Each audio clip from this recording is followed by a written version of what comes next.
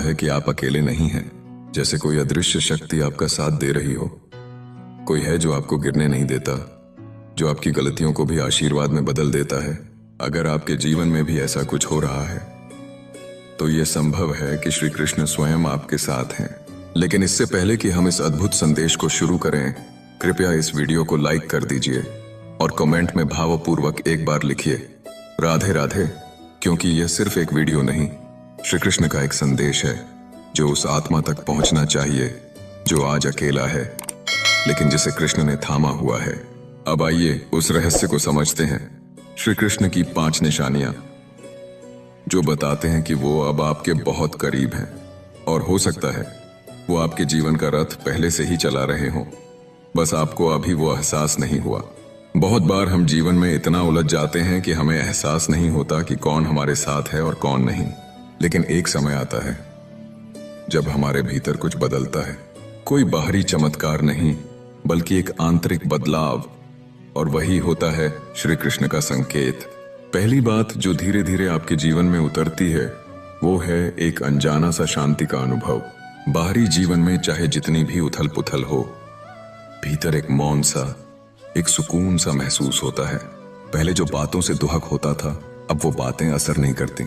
पहले जो चीजें गुस्सा दिलाती थीं, अब उन पर मुस्कुराना आता है।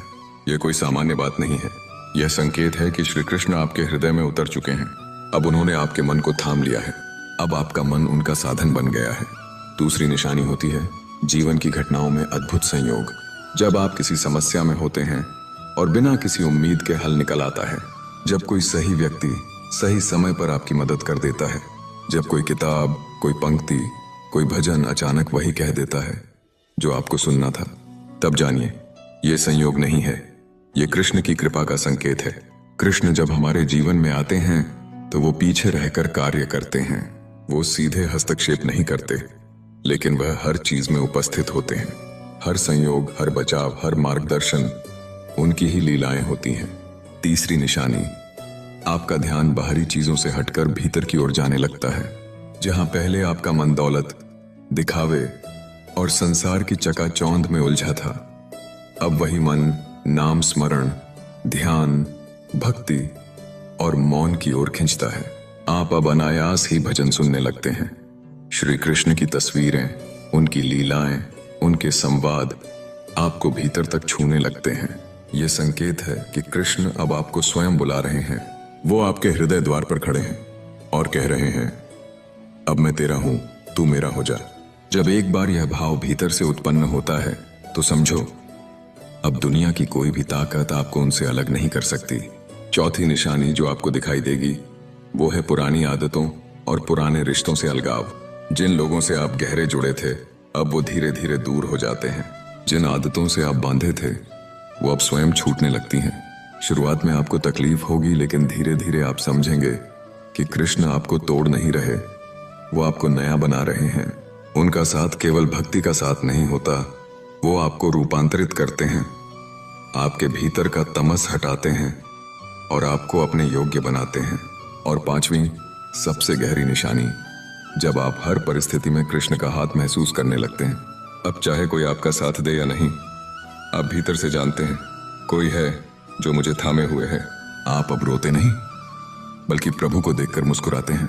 आप अब शिकायत नहीं करते, बल्कि उन्हें धन्यवाद देते हैं, हर परीक्षा के लिए, हर आशीर्वाद के लिए। अब आप जीवन के हर उतार चढ़ाव को एक लीला समझते हैं। अब आप कहते हैं, हे नंदलाल, जो तू करेगा मैं उसे स्वीकार करूंगा, क्योंकि अब मैं जानता हूं कि मैं अकेला नहीं हूं। जब आपका जीवन इस स्तर पर पहुंचता है तो आप बस भक्त नहीं रहते, आप कृष्ण के अपने बन जाते हैं। कृष्ण हर एक आत्मा के भीतर बसते हैं, लेकिन वो प्रकट तब होते हैं जब आत्मा प्रेम से पुकारे, निस्वार्थ भाव से, बिना मांगे, केवल समर्पण में। और जब वह आते हैं तो चुपचाप आते हैं, लेकिन जब साथ देते हैं तो ऐसा साथ देते हैं कि आपको जीवन की सबसे बड़ी शक्तियां भी डरा नहीं पाती।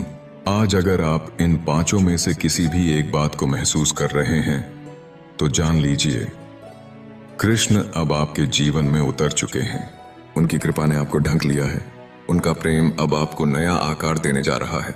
और आप उस मार्ग पर चल पड़े हैं जो आत्मा को मोक्ष की ओर, प्रेम की पूर्णता की ओर और ईश्वर की बाहों में ले जाता है। तो आज बस इतना कहिए, हे माधव, तू मुझे और अधिक अपने पास खींच ले। मैं तेरा था, तेरा हूं, अब पूर्ण रूप से तेरा बनना चाहता हूं। अगर ये संदेश आपके हृदय में उतर गया हो तो इस वीडियो को लाइक जरूर कीजिए और कमेंट में पूरे प्रेम से लिखिए,